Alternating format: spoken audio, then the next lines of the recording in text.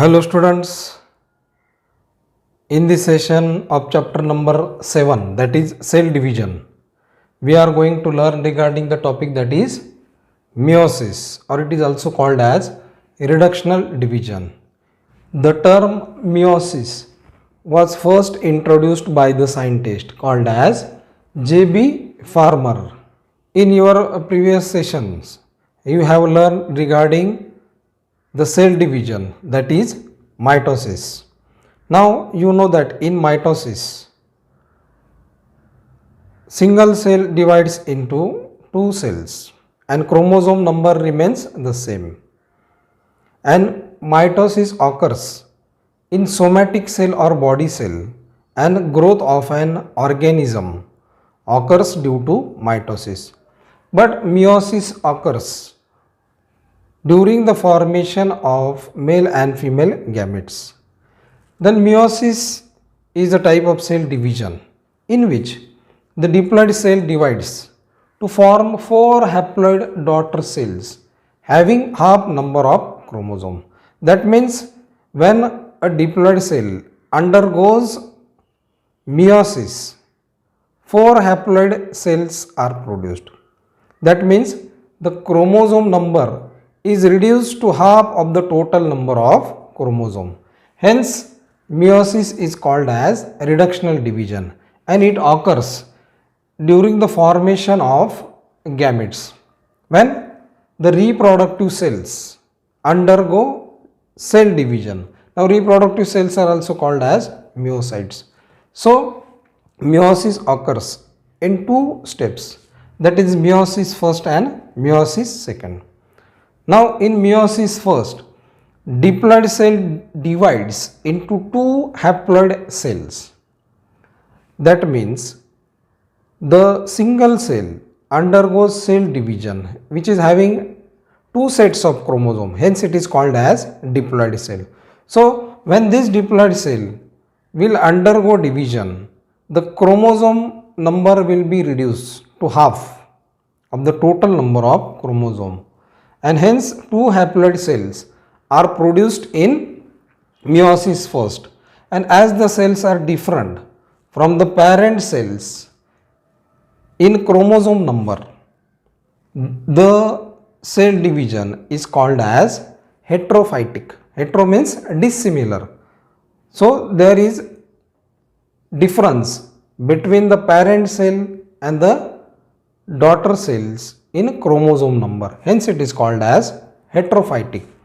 Then the second step is called as meiosis second. So the daughter cells, that means the two daughter haploid cells produced in meiosis undergo cell division, and they will produce in all total four cells, and chromosome number remains the same.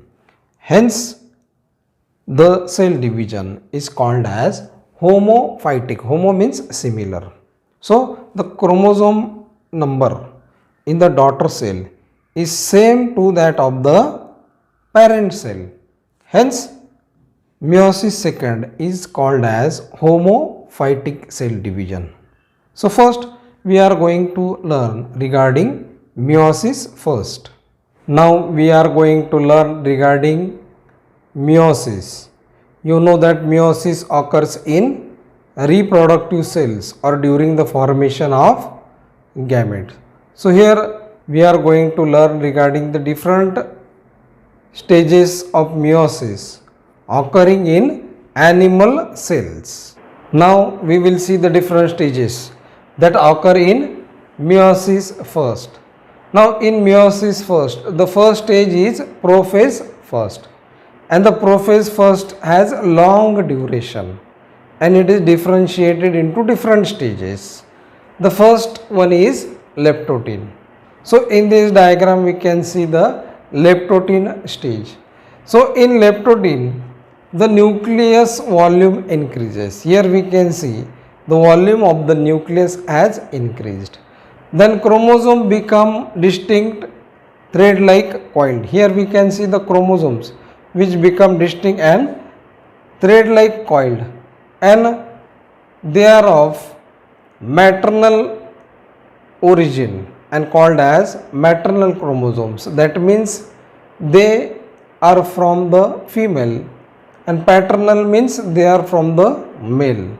So these chromosomes become distinct, thread like coiled.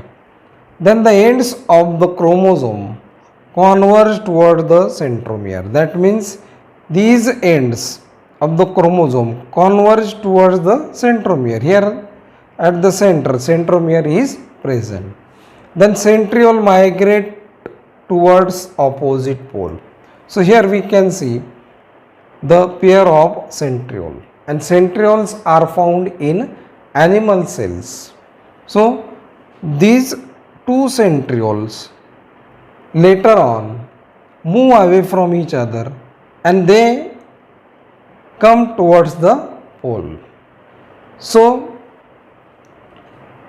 in this diagram we can see the stage that is leptotin. That means the volume of the nucleus increase, then the chromosome become distinct, thread like and become coiled, and the end of the chromosome converge toward the centromere, and centriole migrates toward the opposite pole.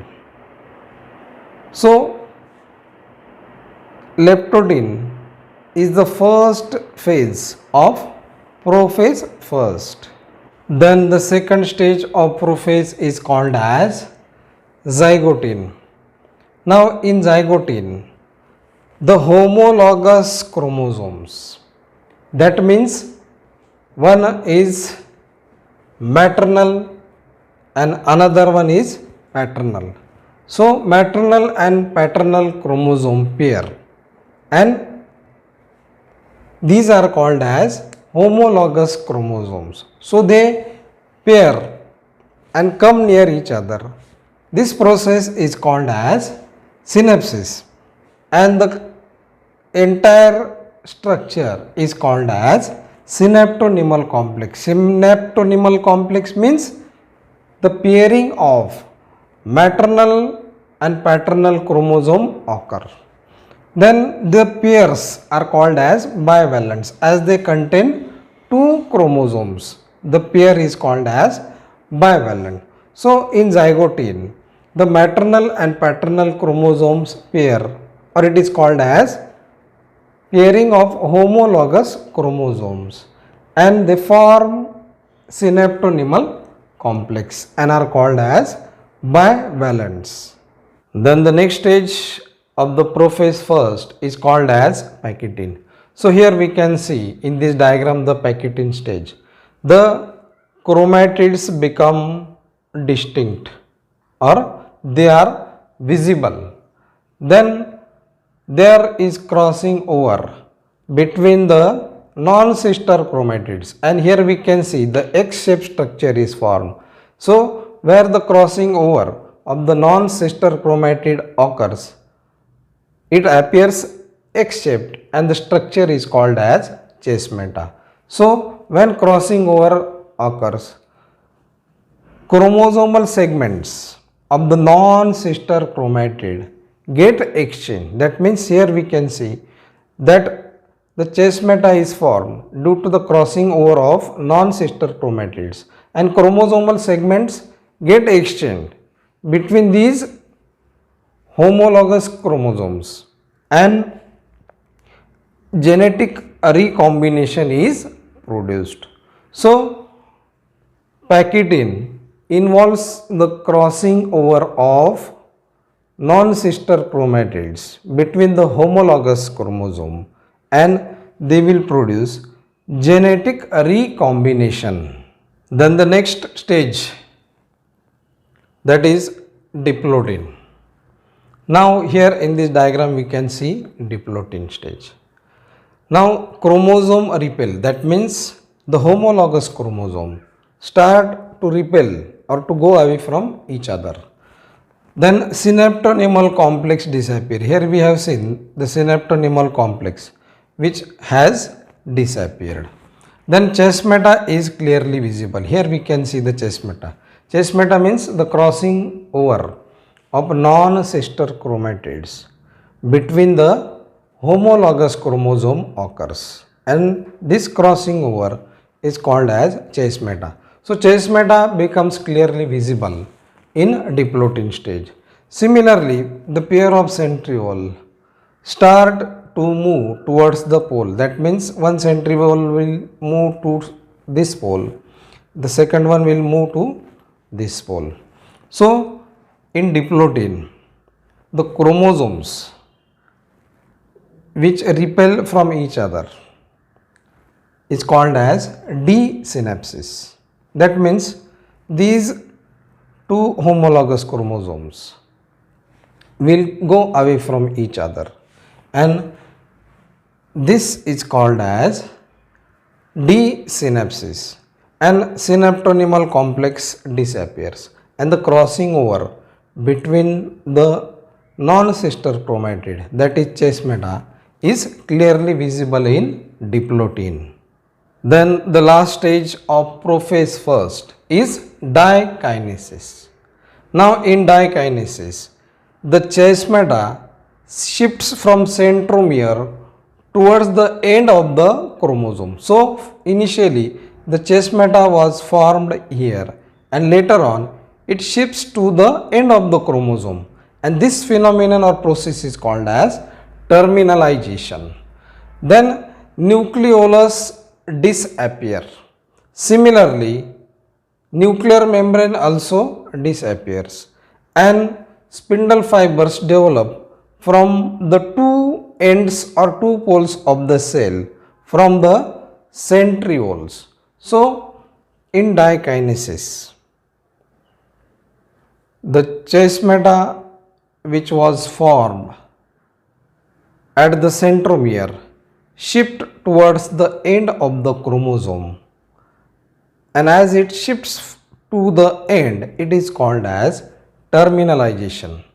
Then nuclear membrane, nucleolus disappear, as well as spindle fibers develop from both the centrioles present on the both ends or two poles of the cell. So in prophase first, we have seen the different stages, that is first one was leptotin, then zygotin, then pachytin, diplotin, and the last stage is dikinesis.